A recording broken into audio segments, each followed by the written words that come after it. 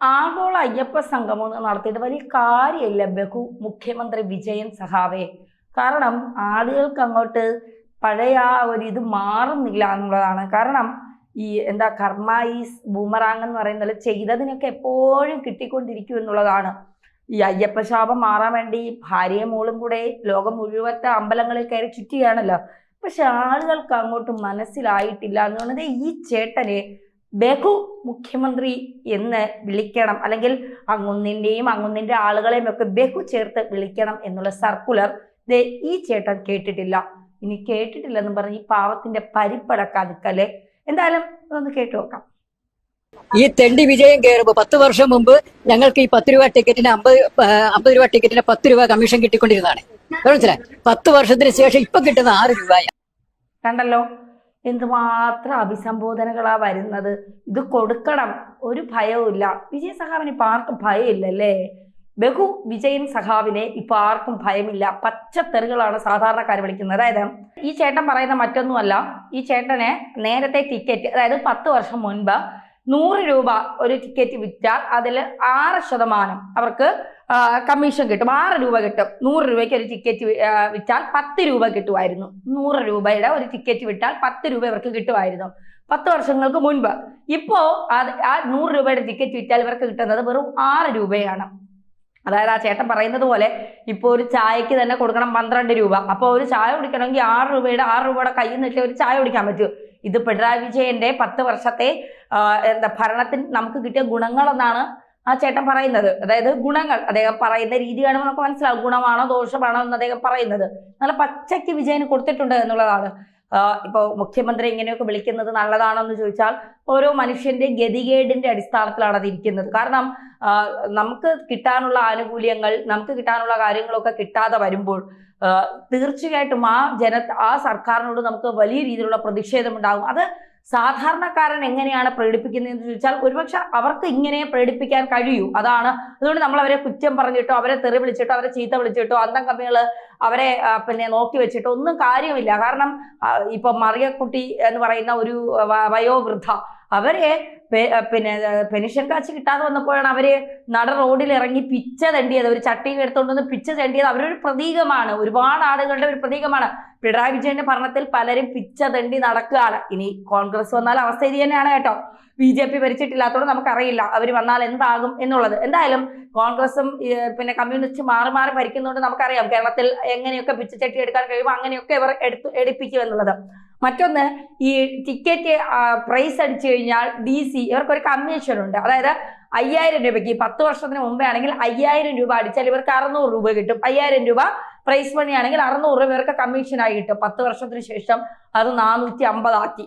ബാക്കി എങ്ങോട്ട് പോയി എന്ന് അറിഞ്ഞുകൂടാ. കാരണം ഈ എന്താ പറയുക, ലോട്ടറിയിലും മദ്യത്തിലുമാണ് സർക്കാരിന് മുഴുവൻ ഈ വരുമാനം വരുന്നത്. അതിൽ ഇപ്പോ കേന്ദ്രം 40% നികുതി GST കൊടുത്തുകൊണ്ട് 8ന്റെ പണിയും കൊടുത്തിട്ടുണ്ട്. ഇനി അത് ഈ സാധാരണക്കാരായ ലോട്ടറി കച്ചവടക്കാരെ എങ്ങനെ ബാധിക്കും എന്നുള്ളതൊന്നും നമുക്കറിയില്ല എന്നുള്ളതാണ് യാഥാർത്ഥ്യം. എന്തായാലും ഒരു കാര്യം പറയാതിരിക്കാൻ കഴിയില്ല. മുഖ്യമന്ത്രി പിണറായി വിജയൻ സഖാവേ അല്ലെങ്കിൽ സാറേ, നമ്മൾ ഈ ബഹുമാനം എന്നൊന്നും പറയുന്നത് നമുക്ക് പിടിച്ചു വാങ്ങാൻ കഴിയുന്ന ഒരു സാധനമല്ല. അത് നമ്മുടെ മനസ്സിൽ നിന്ന് തോന്നി നമ്മൾ തരണം. അതാണ് ഈ ബഹുമാനം എന്ന് പറയുന്നത്. കാരണം ഇപ്പോ പല സഹാക്കന്മാർക്കും നരേന്ദ്രമോദി പിണറായി വിജയന് ഭയങ്കര ഇഷ്ടമാണ്. അപ്പൊ നമ്മൾ പേഴ്സണലായി പലരോടും സംസാരിക്കുമ്പോൾ പറയും, സത്യത്തിൽ ഞങ്ങൾ സഹാക്കന്മാരാണെങ്കിലും നരേന്ദ്രമോദിയുടെ ഭരണത്തിലൊക്കെ ഞങ്ങൾ തൃപ്തരാണ്. കാരണം കേരളത്തിലെ പോലെ അല്ല ഇന്ത്യയുടെ വികസനമൊക്കെ, ഇന്ത്യയുടെ പ്രതിരോധ മേഖലയിലും സാമ്പത്തിക മേഖലയൊക്കെ ഏതെല്ലാം രീതിയിലാണ് മാറിയിരിക്കുന്നത്. ഇവിടെ കട്ടുമുടിക്കാൻ, അഴിമതി നടത്താനും അല്ലേ അറിയാവൂ എന്ന് ചോദിക്കുന്ന പല സഹാക്കന്മാരുമുണ്ട്. കാരണം സ്വന്തം പോക്കറ്റ് നിറയ്ക്കാനും സ്വന്തം കുടുംബം നടത്താനും അഴിമതിയിൽ മുങ്ങാനും മാത്രം. ഇപ്പൊ കണ്ടില്ലേ, അയ്യപ്പന്റെ ദ്വാരപാലകന്റെ പാളി പോലും അടിച്ചോണ്ട് പോയി എന്നുള്ളതാണ്. അതായത് കുനിഞ്ഞു നിന്ന അങ്ങനെയാണ് ഇപ്പോഴത്തെ പിണറായി സർക്കാരിന്റെ ഭരണത്തിൽ കേരളത്തിലെ ജനങ്ങളുടെ അവസ്ഥ എന്ന് പറയുന്നത്. എവിടെ കൂടെ ഏവന്മാര് വന്ന് അടിച്ചോണ്ട് പോകണമെന്ന് ഭഗവാന് പോലും അറിയില്ല. കാരണം ഭഗവാനെ കാക്കാൻ പോലും ഭഗവാന് പറ്റുന്നില്ല. ഭഗവാനൊന്ന് കണ്ണടച്ചിരുന്ന അപ്പൊ ഭഗവാനെയും കൊണ്ടുപോകും. അതാണ് കേരളത്തിന്റെ ഒരു അവസ്ഥ എന്ന് പറയുന്നത്. അപ്പോൾ ഇവന്മാർ അധികാരത്തിൽ വന്ന് കേരളത്തിലെ ജനങ്ങളെ ഏതൊക്കെ തരത്തിൽ പൊറുതിമുട്ടിക്കാൻ കഴിയും. ഇപ്പോ മൂന്നാമതും ഭരണം കിട്ടണം. കാരണം കോൺഗ്രസ് അമ്പേ പരാജയമാണ്, അത് കേരളത്തിൽ എല്ലാവർക്കും അറിയാം.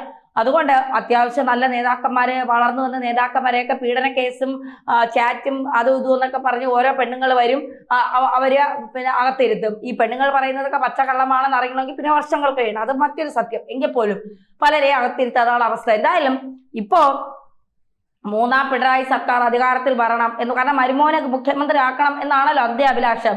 അമ്മാവന്റെ അന്ത്യാഭിലാഷം അതാണല്ലോ. അതിലാണല്ലോ മരുമോനെ, ഒരു ഇതുമില്ലാത്ത മരുമോനെ പിടിച്ച് പിന്നെ എന്താ പറയാ പൊതുമരാമത്ത് വകുപ്പ് മന്ത്രിയാക്കിയതും.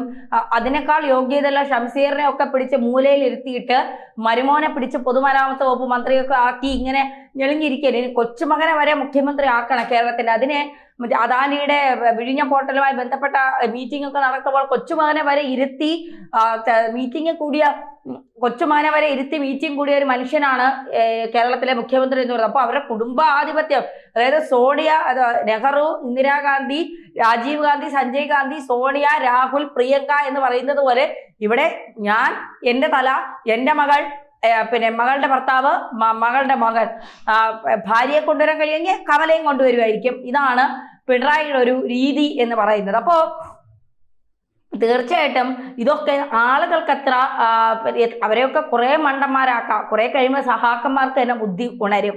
ഇത് നമുക്കെന്ത് നേട്ടം? ഈ 10 വർഷം ഇയാൾ ഭരിച്ചിട്ട് കേരളത്തിലെ ജനങ്ങൾക്ക് എന്താണ് നേട്ടം എന്നുള്ളത് അവർ ചിന്തിക്കും. ആഗോള അയ്യപ്പ സംഘം വന്ന് നടത്തിയെന്നും പറഞ്ഞ് ഇപ്പൊ സുമാരൻ നായരും വെള്ളാപ്പള്ളി വന്നെന്നും പറഞ്ഞിട്ടൊന്നും ഇവിടെ എന്താ പറയുക, പിന്നെ വോട്ട് കിട്ടാൻ പോകുന്നില്ല. സാധാരണക്കാരാണ് വോട്ട് ചെയ്യേണ്ടത്. നടേശൻ പറഞ്ഞ ഒരു 10-20 പേര് അല്ലെങ്കിൽ പോട്ടെ ഒരു 100 പേര് ചെയ്യുമായിരിക്കും. സുമാരൻ നായർ പറഞ്ഞ അതും ചെയ്യുമെന്ന് തോന്നുന്നില്ല. എങ്കിലും ഒരു 50 പേര് നായരൊക്കെ ഉരുക്കിയിട്ട് സുമാരൻ നായർ പറഞ്ഞ ഒരു 50 പേര് വോട്ട് ചെയ്യുമായിരിക്കും. ബാക്കി കിടക്കുന്നില്ലേ 4-4.5 കോടി ജനങ്ങളില്ലേ കേരളത്തില്? കുറെ എങ്ങനെ പോയാലും ഒരു 3.5 കോടി വോട്ട് പിന്നെ ജനങ്ങളെങ്കിലും ഇലക്ഷന് വോട്ട് ചെയ്യുമായിരിക്കും. വോട്ട് ചെയ്യാത്തവരും ഉണ്ടാകും, എന്തായാലും വോട്ട് ചെയ്യുമായിരിക്കും. ഈ 3.5 കോടിയിലും നിങ്ങളെ തൃപ്തി വരണ്ടേ? എത്രയോ BJPക്ക് പോവും, കോൺഗ്രസിന് പോവും. ബാക്കി നിങ്ങൾ ജയിക്കണം എന്ന് തോന്നിയ ആളുകൾക്ക് വോട്ട് ഇടാൻ തോന്നണ്ടേ? അതാണ് ഇപ്പൊ കേരളത്തിലെ ജനങ്ങളുടെ അവസ്ഥ എന്ന് പറയുന്നത്. എന്തായാലും ഈ ഭരണത്തിൽ ജനങ്ങൾ തൃപ്തിയല്ല എന്നുള്ളതാണ് അതായത് ജനങ്ങൾ തന്നെ ഈ മുഖ്യമന്ത്രി പിണറായി വിജയനും പരിവാരങ്ങളും ഒക്കെ വിചാരിക്കുന്നത് നമ്മളുടെ ഭരണത്തിൽ ജനങ്ങൾ തൃപ്തരാണ്, ഞങ്ങളുടെ ഭരണത്തിൽ ജനങ്ങൾ അർമാദിക്കാണ്, സന്തോഷം കൊണ്ട് അങ്ങ് വലിയ രീതിയിലാണ്. ഒന്നുമില്ല. നേപ്പാളിനെ പോലെ ജനസി കലാപമൊക്കെ കേരളത്തിൽ ഉണ്ടാവാത്തത് ഇവിടെ നട്ടലുള്ള ചെറുപ്പക്കാരില്ല, സത്യസന്ധമായി പറഞ്ഞാൽ ഇല്ല എന്നുള്ളതാണ്. മറ്റൊന്ന്, എന്തോ ആയിക്കൊണ്ട് പോട്ടെ, ഇതൊന്നും നമ്മളൊക്കെ പ്രക്ഷോഭം ഉണ്ടാക്കിയാൽ ഇതൊന്നും നന്നാവാൻ പോകുന്നില്ല. നന്നാവാൻ ഇതിനൊന്നും ആഗ്രഹമില്ല, നന്നാക്കാൻ ഞങ്ങൾക്ക് താല്പര്യമില്ല. കാരണം ഇപ്പോൾ +2 കഴിയുമ്പോൾ തന്നെ പിള്ളേർ വിദേശ രാജ്യങ്ങളിൽ പോയി സെറ്റിൽ ആവേണം. അവിടെ വെയർ ഹൗസിൽ ജോലിയാണെങ്കിലും മതി, കേരളത്തിൽ നിൽക്കണ്ട എന്നാണ് അവർ പറയുന്നത്.